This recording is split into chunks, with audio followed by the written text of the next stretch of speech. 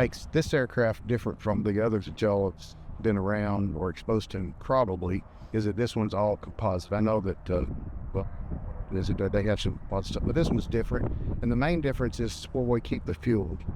Is these airplanes in the wing, there's two spars. The spars are the structural support of the internals in the wing. And there's two in here, and in between them is where the fuel is in an aluminum tank. So those two spars protected in case of an incident. This company did a lot of forward thinking, and they're have a lot of passive safety, built into the stuff that the pilot has no control over. It's just the safety's there. The way that they designed the fuel tanks was intentional to have some that passive safety built in.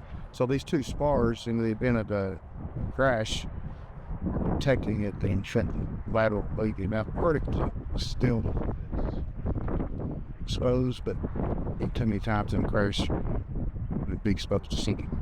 So, to my knowledge, they still have not had a post-crash fire, which is, everybody here knows that's the worst part of a plane crash here. And so, we're fortunate that they built that, taking that idea and concept and putting it into this to help protect our pilots. So the other side of that is you've got this fuel protected by the wing spars, but as in most of the other airplanes you've probably been exposed to, they have rigid fuel lines, which are fuel lines that, so if the wing shifts or something, lean back and shear that line, and you have a fuel spill. Guessing part of the reason we've not had a post-crash fire is we haven't had a fuel spill, and that's close likely because there are no rigid fuel lines on this aircraft. So it's all steel braided, flexible Hudsons. Even though everything is steel braided, even though some of this stuff doesn't have to be, but they went the extra step to make sure that they could put best hosing where it's possible to prevent any type of safety issue. So I'm glad that and have that built into what we got. It's like there's all it is. But that would be every line from this fuel tank point through the fuselage to the fuel selector all the way out, because everything is a steel thing. Gallons. So it's 20 gallons. We do have airplanes that have what we call extended range that adds about 8 or 10 gallons more. It's not kilos difference. So 25 gallons is probably you're going to find on any of our airplanes per side, even like the Seminole, the whole way, but due to weight and balance issues, we don't top it off for most of our training flights. So usually it has, 40 a side? Yeah, so you're in that less than 50. Less than 100 gallons by far on you, even if it's full. But probably if there's an incident, it's probably full of shit. We'll have substantially less. But that's a good question. So the other thing that I like to talk about on these airplanes is the cockpit here is another passive design they put in it.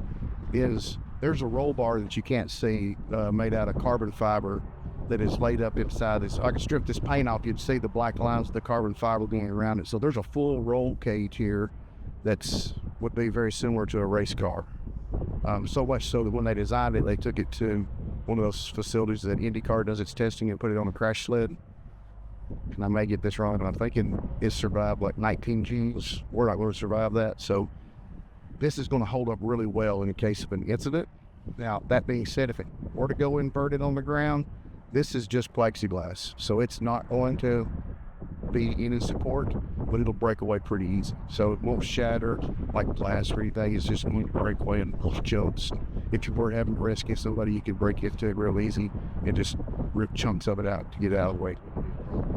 That being said, what you're saying in the roll bar, it looks like, look at this area, and it's really open. This right here is the actual structural part that they call a roll bar, which comes out in the middle, and that's to support it off the occupant's heads if it were to be inverted. So it's not way out here so that it gets in the way of you getting in. It is there to help support if it does get upside down. So technically, this is the emergency exit. It breaks away real easy. You'll notice this has very large and this look up to the real little flames that was up there. So much so that if you were to take off with an opening to rip off, I mean, it just isn't.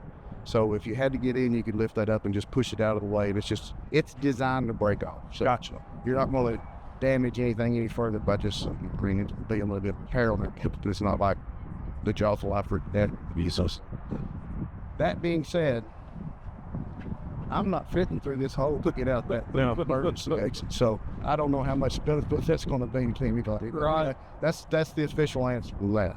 Now then, if y'all want to stay here, I'll go to the other side and point. It's a day. The question that y'all always need to know is how do we shut the fuel off and battery power, excuse me, and the magnetos. So on this airplane, well, on essentially all of our airplanes, the fuel selector is going to be red and the master switch is going to be red, easily identifiable. So that way the red gets you right to it real quick. So the master switch and the fuel selector are red, highly visible. The only other thing, the magneto, is just a key switch. So there'll be a key in here that you'll just have to switch to off, which that was pretty identifiable too as it sticks out. So those are kind of the three things that you need to know. If you want to take like if I were to respond to something, I would probably just take these levers and pull them back. That way that's the throttle and that's the mixture going to the fuel servo, so that shuts the flow off out there. Just kind of a little extra step that you could do is just to pull those all the way back. Sure. This is going to stop the fuel anyway. What does it take to shut that part off? Is it just that this locks it in place right here, so you just pick that up and twist it, and then it comes right around. So that'd be the off position. Okay. And then that just selects the different tanks. So this is the right tank, points to the right, and then that's the left as it points to the left tank. So there's just three positions, left, right, and off. And it's very simple. But you do have to pull this block out up to get it kind of right. So that's very, yeah, just pull it, twist. Yep. And then narrow the sticks back. And y'all are welcome to come up here and look at it and play with anything you want to. We'll get out of the way so y'all can get up here and do whatever. From your standpoint, if I respond to an airplane, one of the things I want to do is make sure that everything's turned off. But then if there is some damage or we might have a potential fuel leak out here in the engine cowling, is I want to disconnect the batteries. Batteries like you can hear, and it's pretty easy to get to. These are all just quarter turn fasteners, so they just quarter turn, I think, call it the rest. So I'm sure you can the fast fall up, I guess, per cow. It's pretty easy. If it's a true emergency and you're concerned about this extra 2 minutes that it takes to do this will rip off pretty easy. It's just black glass, so destroying this cowling is hard to keep going that thing away, saving somebody's life. So you need to cut into it, do whatever you need to. But if it's not, don't mess it up, please. Well, no, I don't even want to know what the hell it called. Well, that's all right. But I understand. I appreciate that sentiment, but at the same time, if we're in jeopardy of having an explosion or somebody getting hurt, sure, this cowling is the least of my worries. Yes, no. But I just want to show you how easy it is to get off, because sometimes it might be easier just to take it off than it is to try to cut it off as I'm fighting.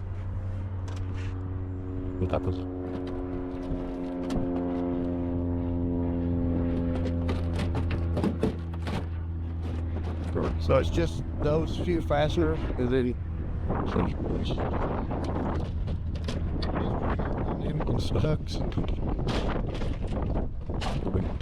and then if it comes a sail when you pick it up, it's flint. So be careful with that.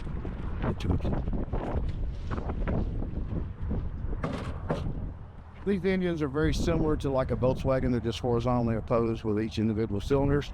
But then this is the battery located right there. So it's not great. You don't have great accessibility to it with this on there, but this line coming out right there, if you can get to that to cut it, that would be the quickest way to get it disconnected. One of the guys the first day said, well, we carry quite a few tools, so if you wanted to just pull the 2 bolts off, you'd have a lot easier access to it. You probably could do that faster than trying to help get a set of bolt cutters in there. But then once this pops off, The other airplane, when I show you its battery, it won't have a cover on it. It's the same battery, and so you'll see kind of what it looks like as it's hooked up. And so we can kind of relate that to this one. But that's where it's located. As you probably learned on some of the other airplanes that somebody told you about, they can be located in a lot of different locations, whether they're in the way back of the airplane or under a seat, whatever. This one is right there, which for weight and balance is why they put it up here. But and this is one thing that I think could be done better from a safety standpoint. If there is an incident, you do have fuel, not having a battery there would be a positive thing, but that is what we got. So anyway, that's all I got on that one. Between this aircraft and our others, the main thing is this one is a metal airplane. So if you did any other training on aircraft, this is more similar to what you saw. So this is a metal airplane. It's not going to be near as durable in a crash. It's not built to the same standards. It's going to be a vast program. So bad blow. But most likely the thing that's going to happen to this is they're going to either have trouble with the gear or forget to put the gear down or something like that. So most incidents that you'll see on this is gear related, because this is retractable gear, and some issue with landing and the gear not being down. So most cases like that, it's going to be on the runway and there's not going to be any injuries. It's just going to be disabled out there. And that's where, when I have to respond to something, that's when I'm concerned about fuel containment and make sure there's no sparks or anything. The fuel on this one is a little different. Most airplanes, it's in the wing. It is in the wing somewhere on this one, just not internal. It's in the nacelle, the area behind the engine, call this the nacelle, and it's contained in where, in my opinion, that's not the best place for it. I don't like the fuel being right behind fire and spark, but that's where they decided to put it. So that's where it is. Wasn't my decision. So it's not out in the wing. One thing that does help, though, I guess, is if you do damage this wing, you're not out here, you're not exposing any fuel or exposing fuel spill. So it is up there. This is a little bit beefier area, so it does protect you. So it has some double protection from the bottom because you got your landing gear down there. So it does provide a little bit of extra protection to it. This portion always brought the hydrogen. So that's where the fuel is on both sides. And then the battery is in this nose compartment up here. It's right inside here. So when we get a drill, there's 4 screws that hold it. These are not the bore tags, these are full screws. So if we get a drill, I'll take this thing.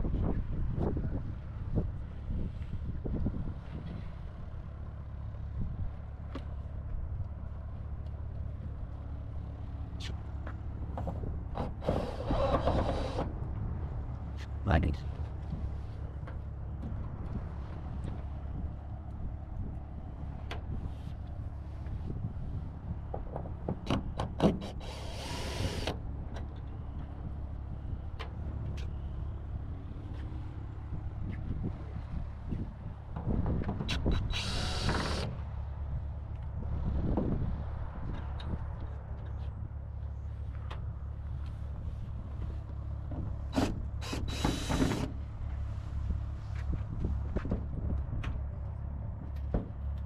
So when you're pulling these out, let's say keep lifting up on it because it wants to come down.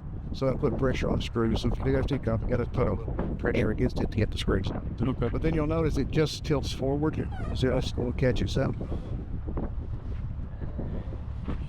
And so that's the battery. So that's what the connection looks like on there. So, you know, in this case, you could cut those or just grab you a 9/16 and take that off real quick. Either way is fine for us. But like I said, if it's life-threatening, we don't care what it costs to protect them. So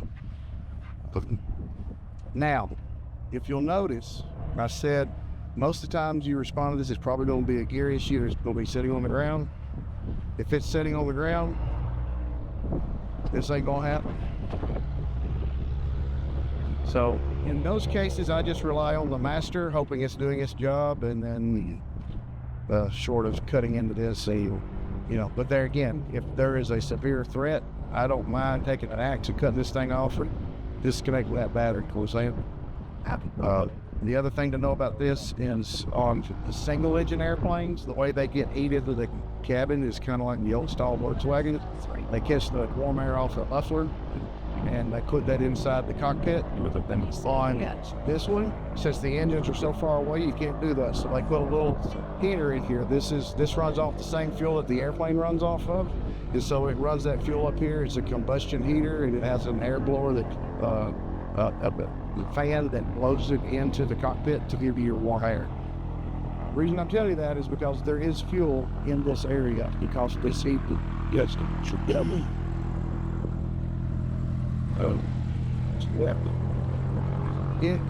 this heater does not have a manual shut off for the fuel, so there's nothing that you can do to actually shut the fuel off. It has an electronic one so that when it's turned off, that will work, but there's no way to override that with a manual. It's just you're relying on that.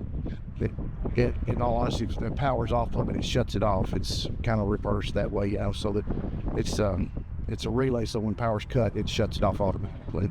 So that's really all there is to know about that. This is just covering the gear wheel, so when the gear's retractable, so when it comes up from a maintenance standpoint, we can pull this off and look at it while it's up and maybe work on it or adjust it or whatever. So, but we rarely take this off, but it is just put on there with some little fasteners just to remove it. So if we do have to make adjustments, we can get to it. So this is what we call the baggage door. You just push this button, latch pops open. You can't strap it up if you want to, just like that, and it'll hold it. So you could make entry this way pretty easy if you had to. He could anyway, but man, the rest of it may not. Anyway, you can get in there to maybe, you know, do some quick assessment on somebody. You're probably not going to get them out that way, but you can get in there pretty easy that way without having to cut something. Just put the texture ways to your aircraft only on this side. Some of the airplanes you might have been exposed to have a door on both sides, but this one only has one door.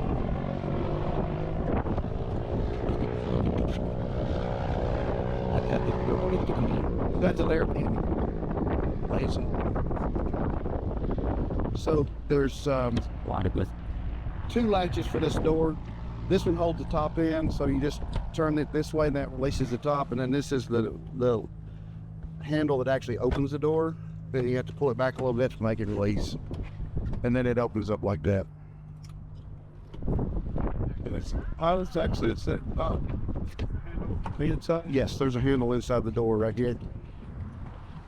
Okay, then I see it. Yes. And then this one, the one that opens the latch on your back, it's up here. Okay, please. So this is similar to the other one in that the fuel selector and the master are going to be red. And so the fuel selector is in between the seats. When you come up here, you'll be able to see the fuel selector. There's one for each engine, and they're listed